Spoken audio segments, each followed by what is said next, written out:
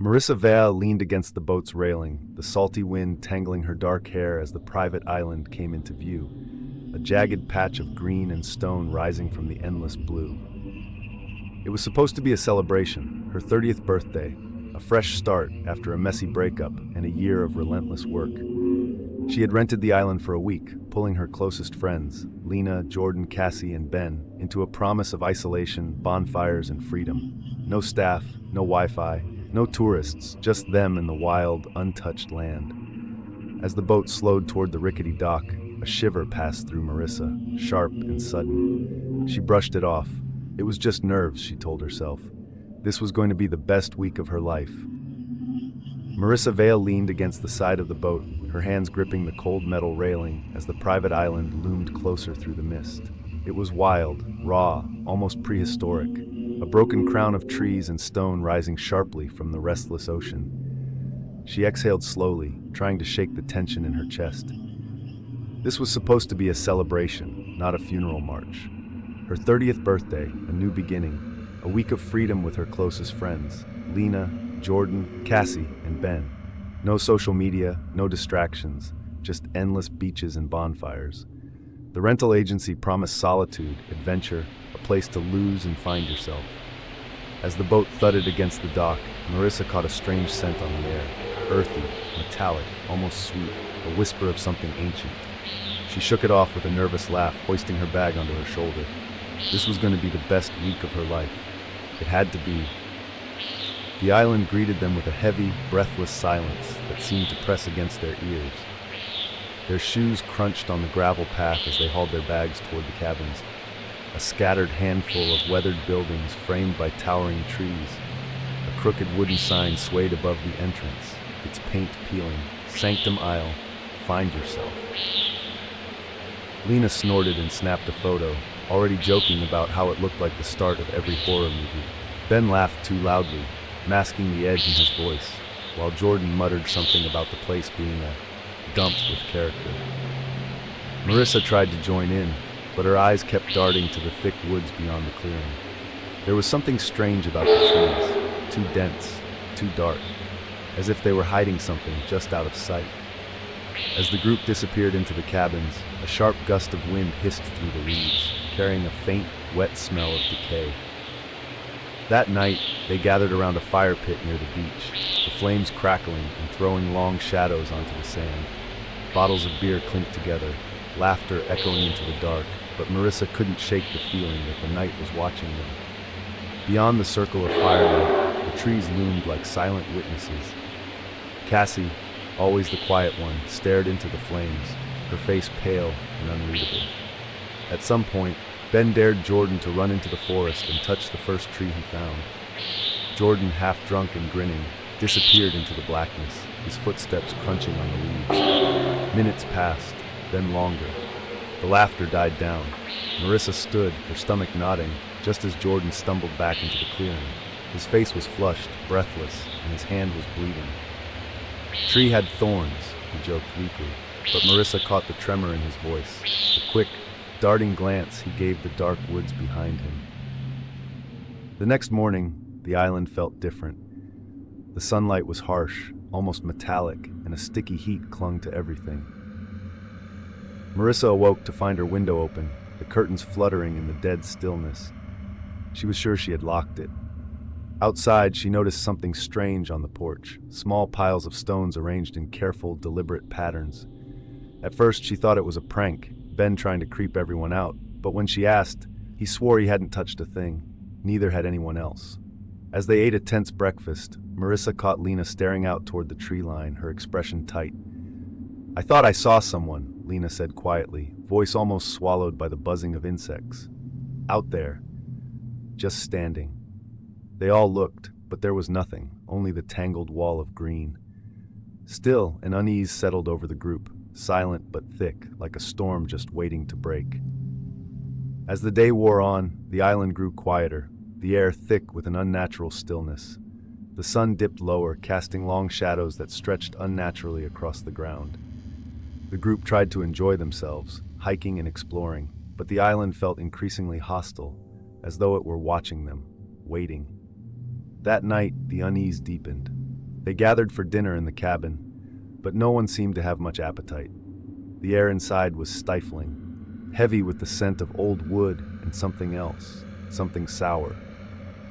They all noticed the same thing at once, the shifting shadows in the corner of the room. At first, they thought it was the flickering of the candles, but the movement felt wrong, like something was moving in the dark.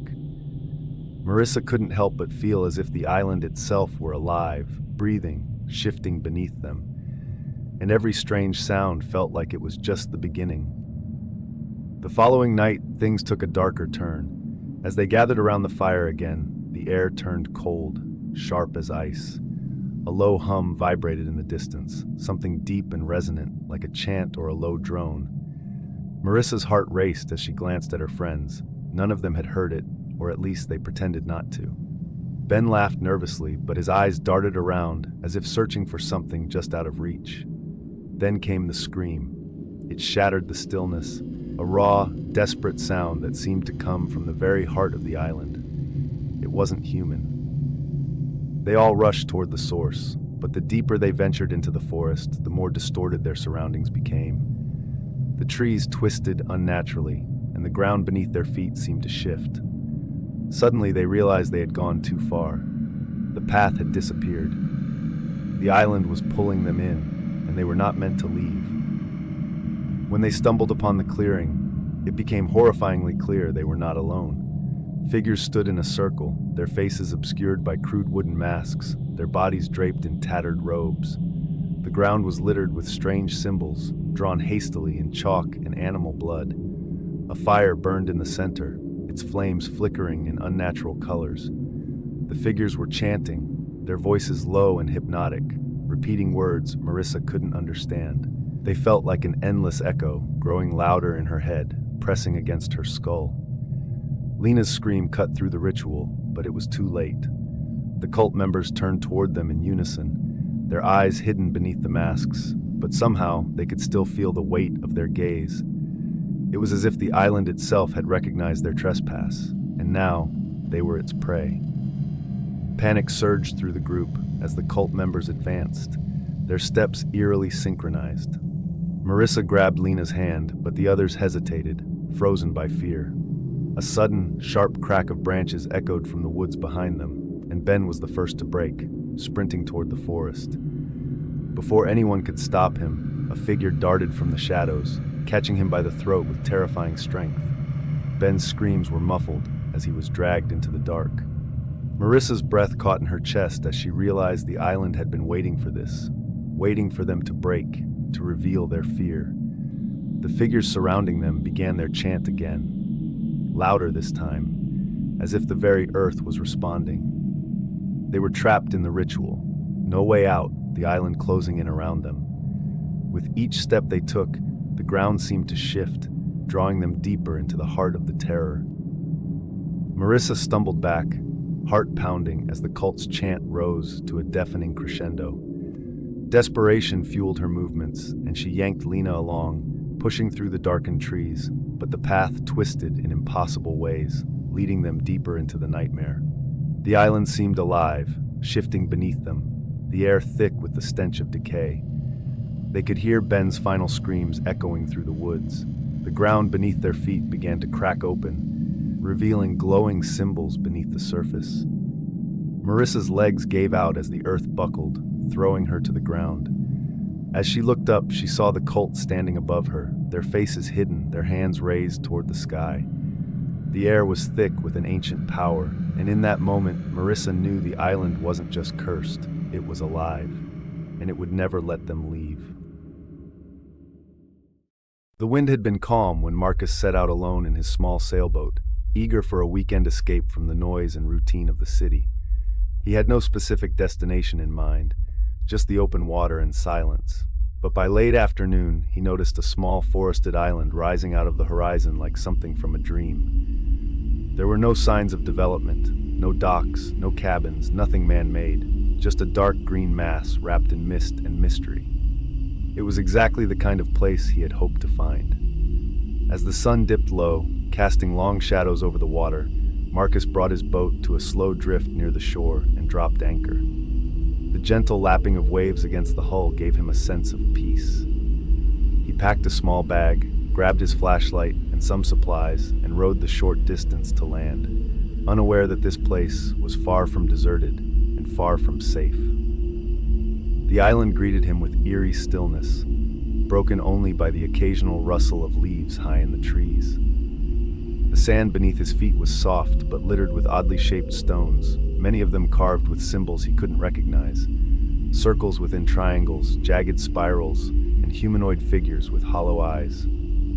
A faint path led from the beach into the dense forest, and though a chill ran down his spine, Marcus's curiosity tugged him forward.